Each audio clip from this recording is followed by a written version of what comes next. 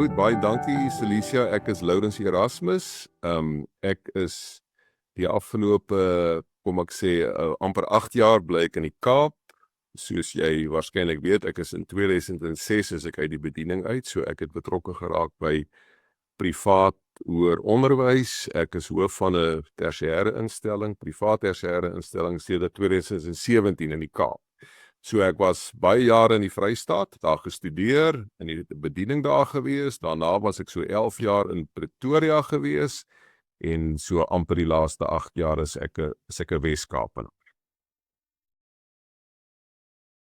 So kom ek gee vir jou 'n interessante stukkie historiese agtergrond. Ek is verkies in 2003 by die Vrystaatse Sinode. Tot op daardie stadium was sedert die ontstaan van die teologiese fakulteit in Bloemfontein in die 80er jare, begin 80s, het dit op 'n stadium gebeur dat vir 'n baie lang tyd in die Vrystaatse Sinode was professors van die fakulteit, voorsitter van die Sinode. Prof Pieter Potgieter was 2 termyne voorsitter van die Sinode, Prof Piet Strauss dink ek was ook 2 termyne, so vir baie jare het professore van die fakulteit die voorsitterstoel ingeneem, en wat ook gebeur het by, ek dink by meer as een sinode, behalwe vir die skriba, was dikwels gebeur dat omtrent die hele moderatuur was professore van die fakulteit.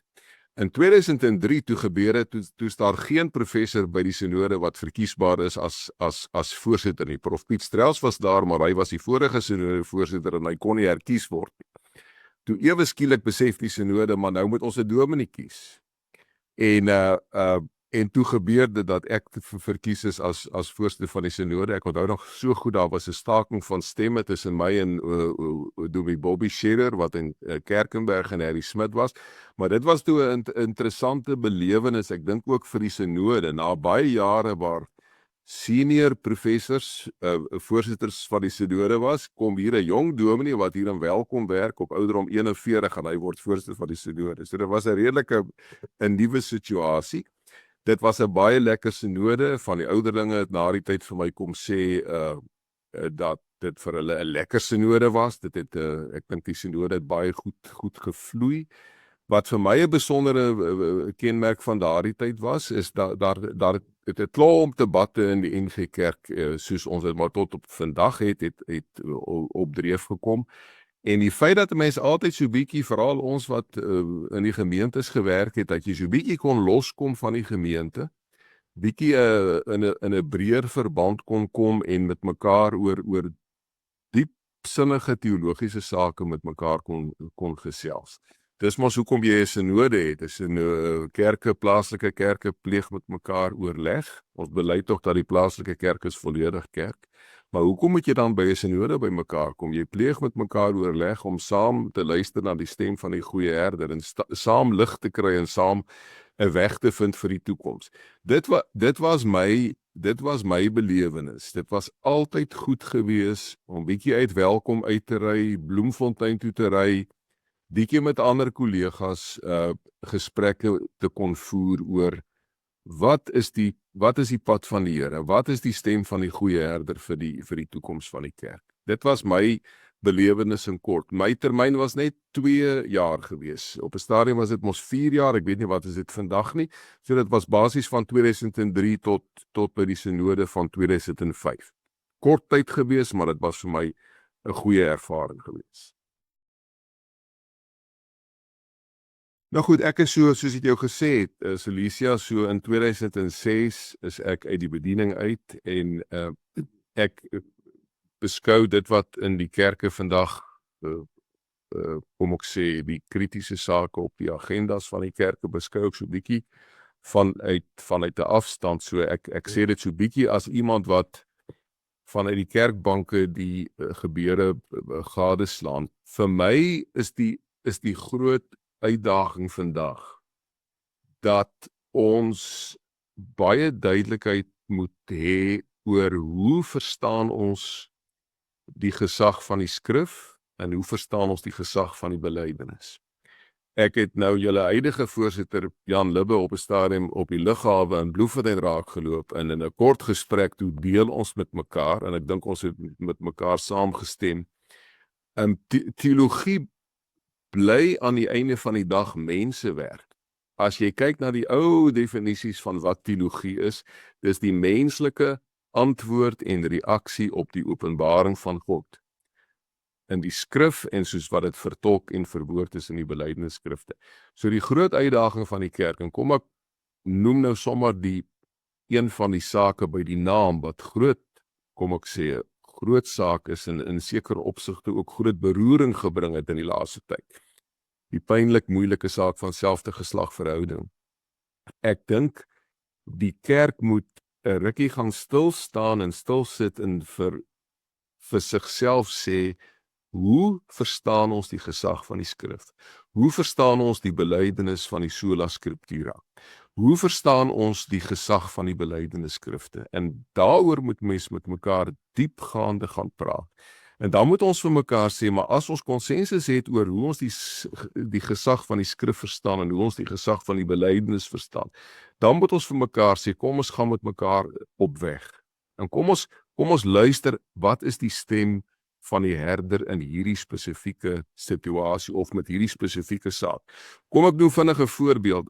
Nie lank gelede nie in Nederland, tussen twee baie behoudende gereformeerde kerke, die vrygemaak gereformeerde kerk en die Christelike gereformeerdes, het hulle studiestukke gehad oor die vrou in die ambt. En dit het 'n kollega in Nederland met my bevestig. Twee diepgaande studiestukke. En dis al twee kerke wat met mekaar konsensus het oor die gesag van die skrif en die belydenis. En die twee studiestukke het weersprekende standpunte gehad. Het nie met mekaar saamgestem oor die interpretasie van die skrif oor die vrou in die ambt. En dit is 'n illustrasie. Selfs kerke wat op die skrif en die belydenis staan, verskil van mekaar oor kritiese sake. So, om jou vraag nou met 'n lang omdraai te antwoord, ek dink die uitdaging is, gaan sit eers weer stil en sê vir mekaar, wat is ons konsensus oor die gesag van die skrif, die interpretasie van die sola scriptura, hoe ons die belydenis verstaan en lees, en dan kan ons met mekaar, ek dink, 'n pad loop. En as ons dan verskil, en kom ek noem dit nou maar sommer by die naam, as ons dan verskil, dan dink ek nie ons moet uit mekaar uitgaan. Ek dink nie ons moet doleer nie. Ek dink nie ons moet mekaar loslaat. Ek dink midde in standpunte wat verskil, moet ons mekaar steeds vashou. Vir mekaar sê ons verstaan die konsensus oor die gesag van die skrif, maar op hierdie punte is ons dit nie met mekaar eens nie, en die pad met mekaar bly loop, en mekaar steeds bly vashou. Mekaar nie loslaat nie, en nie uit mekaar uitgaan.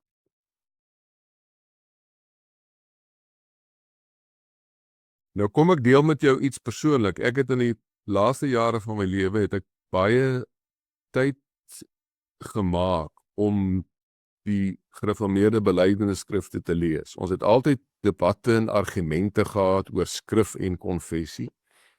Ek het baie tyd gemaak om die konfessies te gaan lees as 'n stuk meditasie in 'n mens se stilte tyd.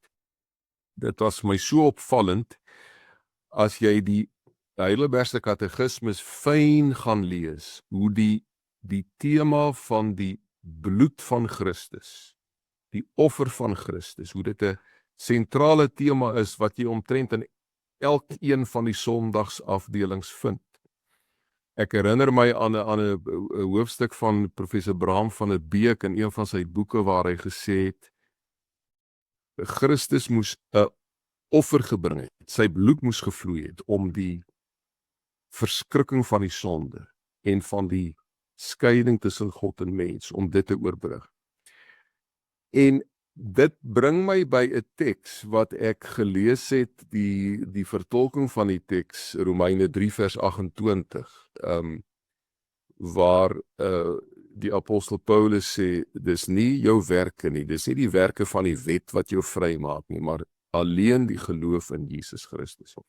Dit was 'n teks wat 'n geweldige rol gespeel het in die geskiedenis van die reformatie, by name met Martin Luther, waar hy in 1515, 1516 hierdie teks in sy voorlesinge van die Romeinebrief vir die omstanders verduidelik het in die hele gesprek en ook in die preek met Rome, waar Luther gesê het, jy moet by die punt kom om die sola fide te verstaan, om te verstaan dat dit slegs alleen die geloof in Jesus Christus is, wat die pad en die lewe vir jou oopmaak.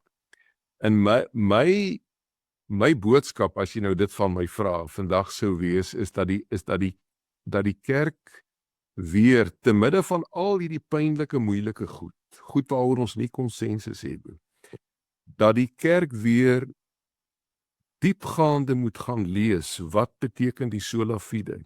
Wat beteken dit dat soos Luther gesê het, nie Christus alleen nie, maar slegs Christus. Niks anders nie ons gebede nie, ek wil amper sê nie ons teologiese argumente nie ons vroomheid nie, niks anders nie, behalwe die geloof in Jesus Christus maak die pad vir ons oop. Ek sou sê, synodes moet vereers die pynlike, moeilike sake bietjie tersyde sit en gaan in 'n leesseisoen in. En kom ons verstaan weer die sola fide. Kom ons verstaan weer die lyn van die konfessies, die hart van die konfessies. En watter vrede dit bring, en watter uitkoms dit vir ons bring. En hoe dit vir ons, ek dink, 'n pad kan oopmaak, midde in die uitdagende tyd waarin ons vandag leef.